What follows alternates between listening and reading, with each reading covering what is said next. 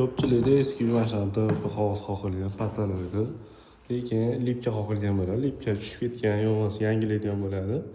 Mana shunaqa po'ka qiladigan bo'lsa, teva tomoni nimada qilsak bo'ladi? Shpagilovka ushamaydi-yu deyishadi. Shpagilovka ushamaydi. Mana jiddiy o'z bo'ladi. Oq.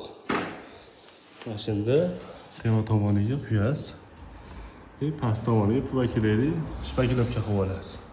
Teva tomoni jiddiyiz, pasti shpagilovka qilinadi. O'shanda keyin mana moshniy tushadi, xudo xolasa.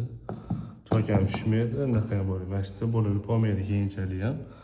Pastida loyiha ham pesiz bo'ladi. Bu tomonini ham po'kalaydi, shpagilovka ham pesiz bo'ladi. Mana xuddi shunaqa holatda bo'ladi. Jiddiy o'zda teva tomoni qisiz bo'ladi.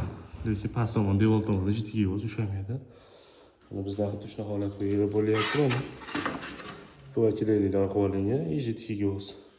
Bizni kuzatishda davom etinglar. Kimda shunaqa xizmatlar bo'lsa, bemalol aloqaga chiqinglar. Obuna bo'lishingizdan chiqmasa, sog' salomat bo'linglar.